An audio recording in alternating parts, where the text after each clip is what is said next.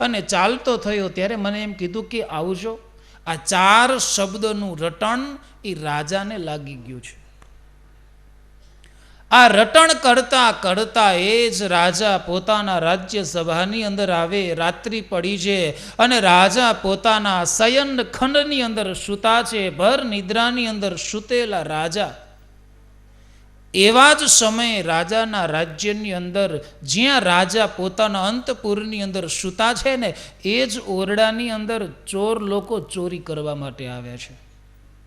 હવે ધ્યાનથી સાંભળજો.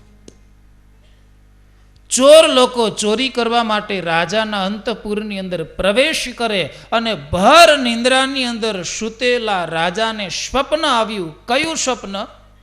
તો કે સંત મહાત્મા કથા વાંચે છે, હજારો માણસ બેઠા છે. રાજાને એમ થયું પાછળથી હું જાઉં છું. હું જ્યારે જાઉં ત્યારે રાજા માટે શબ્દ વાપરવામાં આવ્યો હતો. કયો શબ્દ હતો? એટલે ભૂલી ગયા આટલી વારમાં? તો તમે યાદ શું રાખશો? આ ત્રીજો દીથી હોત તો. સંત રાજા માટે પહેલો શબ્દ બોલ્યા હતા આવો. આ બાજુ એ રાજા સ્વપ્નની અંદર ભર નિંદ્રામાં છે અને એ જ સ્વપ્ન એને ચાલુ થયું અને એ સ્વપ્નની અંદર રાજા બોલે એ આવજો અને ચોરને આવવાનું થયું.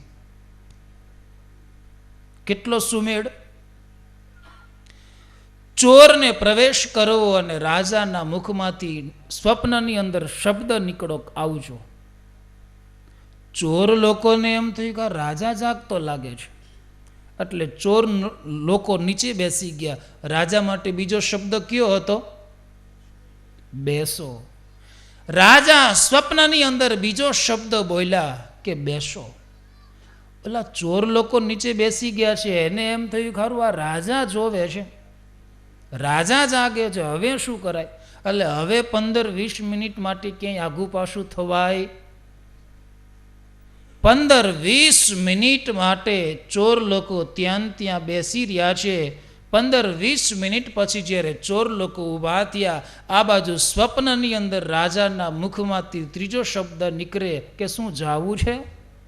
ઓલા ચોર લોકો મુઠ્ઠીયું વાળીને ભાગ્યા. રાજા કે એ આવજો. ચોર લોકોએ વિચાર કર્યો કે રાજા જાણી ગયા છે, રાજાએ જોયું છે, હવે સવાર પડશે ને એટલે રાજા આપણને ફાંસીના માચડે ચડાવી દેશે. એના કરતા લાવો એના જાસૂસ એના માણસો પકડવા આવે એ પહેલા રાજાની સામે આપણે હાજર થઈએ, રાજાની માફી માગી લઈએ, કહીએ રાજન અમને માફ કરજો, અમારી ભૂલ થઈ ગઈ છે. સવાર પડી છે. રાજા રાજ કચેરીની અંદર આવે, રાજ સિંહાસન ઉપર બેસે, રાજનીતિ આગળ ચલાવે. 4 ચોર આવીને ઉભા રહ્યા. રાજાને આશ્ચર્ય થયું કે આ શા માટે આવ્યા? પૂછ્યું કોણ છો? અરે રાજન, ગઈકાલ રાત્રિ અમે તમારા રાજ્યની અંદર તમારા અંતપુરની અંદર ચોરી કરવા માટે આવેલા. રાજા કે મારા અંતપુરમાં ચોરી કરવા? હા રાજન, તમારા અંતપુરની અંદર ચોરી કરવા માટે અમે આવેલા અને અમે જ્યાં પ્રવેશ કર્યો તમારા મુખમાંથી શબ્દ નીકળો એ આવજો. રાજા કે મને કાંઈ ખબર નથી. આવો એ શબ્દ રાજન તમે બોલ્યા? પેલો રાજા કે ભાઈ મને કાંઈ ખબર નથી. નહીં, ચોર લોકો કહે છે કે રાજન તમે ખોટું બોલો છો. તમે પહેલો શબ્દ એ બોલ્યા કે આવો, પછી અમે નીચે બેઠા ત્યારે તમે બોલ્યા કે બેસો. અમે ઘડીક વાર બેઠા ઊભા થયા ત્યારે તમે કીધું કે શું જાવું છે, પછી અમે મુઠ્ઠી વાળીને ભાગ્યા એટલે તમે કીધું કે આવજો. ત્યારે રાજાને યાદ આવ્યું કે માત્ર 15 મિનિટ સાધુના સમાગમની અંદર બેસીને મેં સાધુની વાત સાંભળીને એ જ વાતનું સ્વપ્ન જો મને રાત્રે આવ્યું હોય અને મારા રાજ્યના હીરા, માણેક, જવેરાત, મોતી આ બધું જો આ 15 મિનિટના સમાગમમાંથી બચી જતું હોય તો જિંદગી ભર સાધુનો સમાગમ કરું તો શું ન બચી જાય? આ તાલીઓ પાડો પણ આવજો મોરબી સમાગમ કરવા. લ્યો અહીંયા તાલીઓ પાડે વાલા બધા. એટલે સાધુની સમીપમાં જઈ, સાનિધ્યની અંદર જઈ એના સમાગમથી માણસના જીવનમાં બહુ મોટો ફાયદો છે. એટલે સાધુનો સમાગમ દરરોજ કરવો. ભગવાન સ્વામિનારાયણ અને તમે રામાયણને વાંચજો. રામાયણ જ્યારે વાંચો અને તુલસીદાસજી સત્સંગ શબ્દ આવે છે ને, એ સત્સંગ શબ્દની અંદર સદા શબ્દ લગાયો છે. જ્યાં જ્યાં સત્સંગ આવે છે ત્યાં તુલસીદાસજીએ સદા સત્સંગ કીજીએ, એ તુલસીદાસજીએ શબ્દ લગાવ્યો છે. એટલે દરરોજ સાધુનો સમાગમ કરીએ. સાધુનો સમાગમ જીવનમાં બહુ ઉપયોગી છે. એટલા માટે મારા ભગવાન સ્વામિનારાયણના સંત બ્રહ્માનંદ સ્વામી લખે કે સંત સમાગમ કીજે.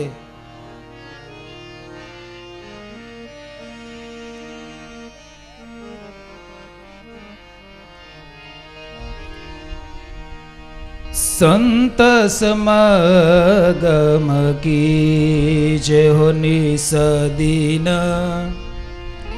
संत समागम कीजे. संत समागम कीजे निस्दिन, संत समागम कीजे. संत समागम कीजे हो निसदीन, संत समागम कीजे. संत समागम कीजे निस्दिन, संत समागम कीजे.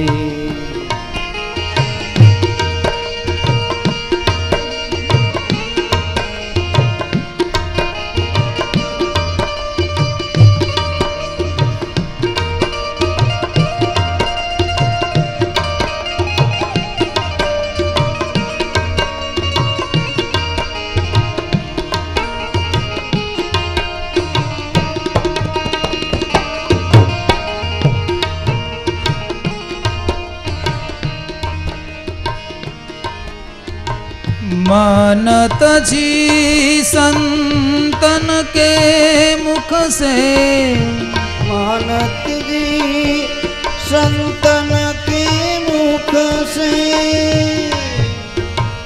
मानत जी संतन के मुख से, प्रेम सुधा रस पीजे. संत समागम कीजे निस्दिन, संत समागम कीजे.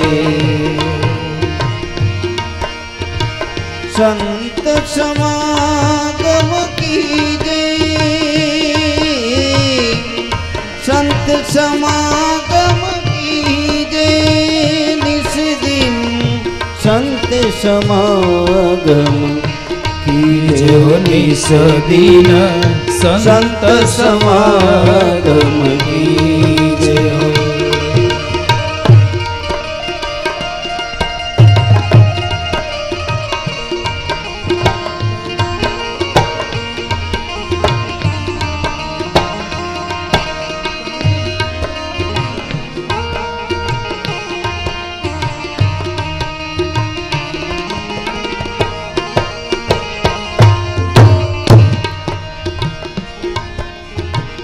अंतर कपट के मेट के अपना अंतर,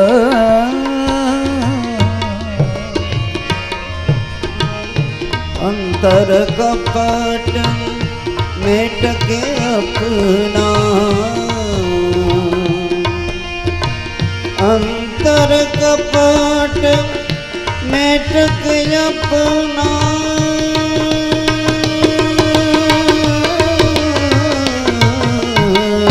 अंतर कपट मेट के अपना, लेवुन को मन दीजे. लेवुन को मन दीजे. भव दुख टाणे बड़े सब दृष्किता, भव दुख टाणे बड़े सब दुष्कृत सब विधि कारज सीजे संत समागम कीजे हो निसदीन संत समागम कीजे हो निसदीन संत समागम कीजे हो निसदीन संत समागम संत બ્રહ્માનંદ સ્વામી એમ કહે છે કે સંતનો સમાગમ જો કરવો હોય તો નિશ દિન સંત સમાગમ કી છે.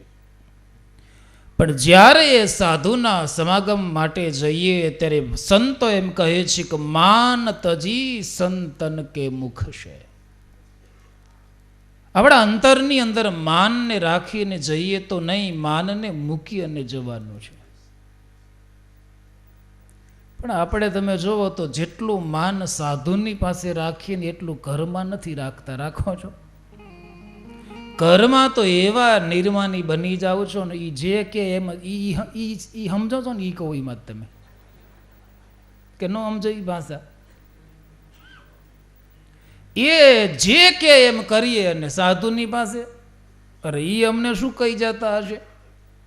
પણ ભગવાન સ્વામિનારાયણના સંત એમ કહે છે કે જ્યારે સંત સમાગમ કરવા માટે જઈએ ત્યારે માન તજી સંતન કે મુખ છે. તો સાધુનો સમાગમ જીવનની અંદર બહુ આવશ્યકતા છે. પ્રિયવ્રત મહારાજ દેવર્ષિ નારદનો સમાગમ કરે છે. સમાગમ કરતા કરતા દેવર્ષિ નારદ ભગવત નિષ્ઠ થયા છે. એને સંસાર અસાર લાગવા લાગ્યો છે. સંસારમાંથી એ વિરક્ત બનવા માટે તૈયાર થયા છે. જ્યારે વિરક્ત બનવા માટે તૈયાર થયા ત્યારે સ્વયં બ્રહ્માજી આવે છે. બ્રહ્માજી આવી અને પ્રિયવ્રત મહારાજને સમજાવ્યા છે કે બેટા, સંસારમાં રહી અને ભગવાન ભજો, સંસારમાં રહી અને વ્રત કરો, ક્યાં તમને કોઈ ના પાડે છે? આજે બ્રહ્માજી સ્વયં કહે છે કે બેટા, હું પણ ભગવાનની આજ્ઞાથી આ સૃષ્ટિની અંદર જોડાયો છું, સૃષ્ટિનું સર્જન કર્યું છે. એમ જ તું હે દીકરા એક ભગવાનની આજ્ઞાથી આ સંસારમાં રહે અને સંસારની અંદર રહ્યો તકો ભજન ભક્તિ કર. એના માટે વિરક્ત બનવાની કોઈ જરૂર નથી, અનાસક્ત બનવાની કોઈ જરૂર નથી. સંસારમાં રહીને ભજન કરો. બ્રહ્માજી કહે છે કે બેટા, સંસારમાં રહી હરિભજન કર્યું હશે, ગ્રહસ્થાશ્રમ જીવ્યો હશે ને, તો એ ગ્રહસ્થાશ્રમ જીવતા જીવતા કદાચ ભગવાનને જન્મ લેવાની ઈચ્છા થાય ને, તો હે બેટા એવું જીવન જીવ કે તારા ત્યાં સ્વયં પરમાત્મા પ્રગટ થાય. બ્રહ્માજીએ પોતાના પૌત્ર એવા પ્રિયવ્રત મહારાજને સમજાવ્યા છે. સમજાવી અને પાછા એ પ્રિયવ્રત મહારાજને સંસારની અંદર જોડ્યા છે. હવે બોલો, આવડો મોટો રાજા સાધુ થઈ જાય પણ એને પાછો કોને વાળ્યો? એના દાદાએ પાછો વાળ્યો ને. એમ તમારા ઘરમાંથી કદાચ આ 7 દિવસ સાધુની વાતો સાંભળીને એકાદા છોકરાને એમ થાય કે હાલો ને સાધુ થઈ જાવ, તો પાછો વાળતા નહીં, આવા દેજો, અમારે જરૂરત છે. જો ને આ બે બાજુ સોફા પડ્યા ખાલી છે, સાધુ નથી, બેહવે કોણ? તો પ્રિયવ્રત મહારાજને સમજાવી અને બ્રહ્માજીએ સંસારમાં જોડ્યા છે. પ્રિયવ્રત મહારાજ સંસારની અંદર જોડાયા છે. સંસારની અંદર જોડાયા પછી પ્રિયવ્રત મહારાજ રાજ્ય કરવા લાગ્યા છે. અને રાજ્ય કરતા કરતા ભાગવતજી એમ કહે છે કરોડ વર્ષ સુધી રાજ્ય કર્યું છે. પ્રિયવ્રત મહારાજ લગ્ન ગ્રંથિથી જોડાયા, એના ત્યાં 10 પુત્રોના જન્મ થયા છે.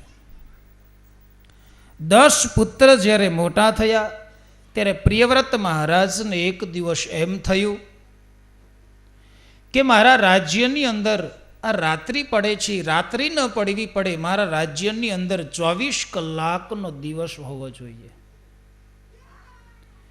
24 કલાકનો દિવસ કરવા માટે પ્રિયવ્રત મહારાજે જેવો સૂર્યનારાયણ દેવનો રથ છે એવો સરસ મજાનો એક રથ તૈયાર કર્યો છે. એ રથની અંદર સ્વયં પ્રિયવ્રત મહારાજ બેઠા છે અને સૂર્યનારાયણ દેવના રથની પાછળ પ્રિયવ્રત મહારાજે પોતાના રથને ગતિ કરી છે અને ગતિ થયેલો રથ પ્રિયવ્રત મહારાજનો સૂર્યના રથની સાથે સાથે ફરે છે. અને 7 દિવસ સુધી પ્રિયવ્રત મહારાજે સૂર્યનારાયણ દેવના રથની સાથે સાથે ફેરવો. 7 દિવસ સુધી પ્રિયવ્રત મહારાજના રાજ્યની અંદર 24 કલાકનો દિવસ છે. રાત્રિ પડતી જ નથી. સૃષ્ટિનો ક્રમ આખો બદલાઈ ગયો પ્રિયવ્રત મહારાજના રાજ્યની અંદર. ક્રમ જ્યારે બદલાયો છે ત્યારે બ્રહ્માજી આવી અને પ્રિયવ્રત મહારાજને વળી પાછા સમજાવ્યા છે. સમજાવી અને કહ્યું છે કે બેટા, ઈશ્વરીય ક્રમ છે કે 12 કલાક દિવસ અને 12 કલાકની રાત્રિ છે. એની જગ્યાએ તું 24 કલાકનો દિવસ કરવા માગે છે. પ્રિયવ્રત મહારાજે 7 દિવસ સુધી 24 કલાક કર્યા છે. હવે 7 દિવસ સુધી પ્રિયવ્રત મહારાજ સૂર્યનારાયણ દેવના રથની પાછળ ફર્યા છે. એ ભાગવતજી એમ કહે છે 7 દિવસ સુધી ચાલ્યા ને એના 7 સમુદ્ર બન્યા છે. આ વાત તમને સાચી લાગે ખોટી લાગે છે? એના 7 સમુદ્ર બન્યા છે. અને શું આવી કથાઓ જ્યારે આપણે સાંભળીએ ને ત્યારે એની અંદર શ્રદ્ધા હશે, વિશ્વાસ હશે તો જ આ વાત આપણને સત્ય લાગશે. પણ એમ લાગે કે ભગવાન વેદ વ્યાસ્યા ટાઢા પોરના ગોળા ફેંકા લાગે છે તો આ વાતમાં ક્યારેય આપણને સમજાશે નહીં. 7 દિવસ સુધી જે પ્રિયવ્રત મહારાજે રથ ચલાવ્યો છે એના 7 સમુદ્ર થયા છે. 7 સમુદ્ર થયા એમાં 7 સમુદ્ર અલગ અલગ બતાવવામાં આવ્યા છે. ભાગવતજી એમ કહે છે 7 સમુદ્રની અંદર પહેલો સમુદ્ર ઘીનો બન્યો છે, બીજો સમુદ્ર અમૃતનો બનાવવામાં આવ્યો, ત્રીજો સમુદ્ર દૂધનો બનાવ્યો, ચોથો સમુદ્ર દહીંનો બનાવ્યો છે, 5મો સમુદ્ર સાકરનો બનાવ્યો, 6ઠો સમુદ્ર મધનો બનાવ્યો અને 7મો સમુદ્ર આપણે બધા ભાગ્યશાળી એટલે ખારા જળનો બનાવ્યો છે. આપણે કેટલા ભાગ્યશાળી, ન દૂધનો ભાગમાં આવ્યો, ન ઘીનો ભાગમાં આવ્યો, ન અમૃતનો ભાગમાં આવ્યો અને હારો ખારો આવ્યો. જો દૂધનો કે ઘીનો આવ્યો હોત તો આટલા બધા ભાવ ચડી જાત. આ 45 રૂપિયા લીટર અને એ ભેળસેળ વાળું પાછું. ઘીની અંદર 600 રૂપિયો કિલોના અને એ તમે જુઓ તો અડધું બટાકાના માલપા ઓલા આવે. પણ 7 સમુદ્રની રચનાઓ થઈ છે, 7 સમુદ્ર બનાવ્યા છે.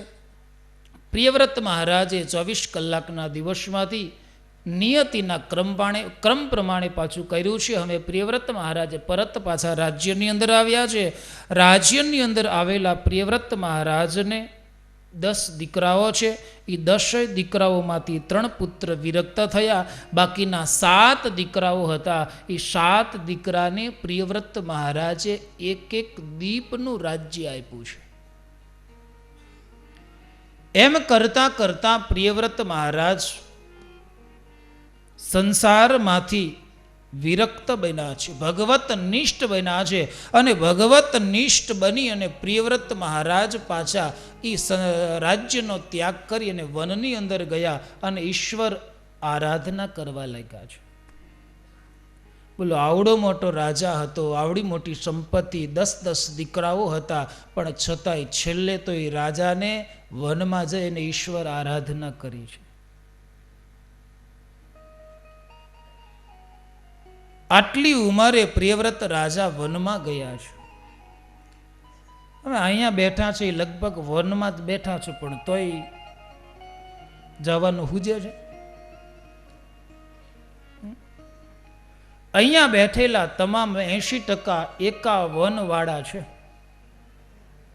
પણ તોય ભગવાનનું ભજન કરવાનું મન થાય છે. આપણા શાસ્ત્રો એમ કહે છે કે માણસની જ્યારે 60 વર્ષની ઉંમર થાય ને, એટલે 60 વર્ષની ઉંમર પછી માણસ માટે 2 રસ્તા છે. કયા કયા? એક રસ્તો છે હરિનો, હરી હરી, અને બીજો રસ્તો છે હાય હાયનો. 60 વર્ષ પછી તમારે હાય હાયના રસ્તે જવું હોય તો તમારા હાથની અંદર છે, અને 60 વર્ષ પછી હરી હરીના રસ્તે જવું હોય તો એ તમારા હાથની વાત છે. પણ જેમ પ્રિયવ્રત મહારાજ વિરક્ત થયા અને બધાએનો ત્યાગ કરી નીકળી ગયા, એમ એક દિવસ માણસ વિરક્ત બની અને ઈશ્વર આરાધનામાં લાગી જવું જોઈએ. અને કદાચ તમે નહીં છોડો ને તો તમારા દીકરાઓ તમારી પાસેથી છોડાવશે.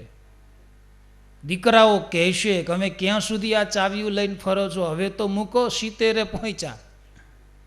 પણ આ પહેલેથી ઘરની અંદર જમાવટ કરીને બેઠેલા વૃદ્ધ માવતરના હાથમાંથી વ્યવહાર જ્યારે આંચકી લેવામાં આવે ને, એટલે વૃદ્ધ માવતરોને એમ થાય કે હવે અમારે કરવું શું? એટલે મંદિરમાં જઈને માળા ફેરવાનું કોણ ના પાડે છે? પણ કાયમી માટે વ્યવહાર કરેલો માણસ, એ વ્યવહાર જ્યારે હાથમાંથી જાય છે એટલે એ માણસને ગમતું નથી. પણ ભાઈ 60 વર્ષ પછી માણસે રસ્તો બદલી નાખવો જોઈએ. આપણા શાસ્ત્રો એમ કહે છે 60 વર્ષ પછી માણસે પોતાનો આહાર બદલવો જોઈએ. માણસ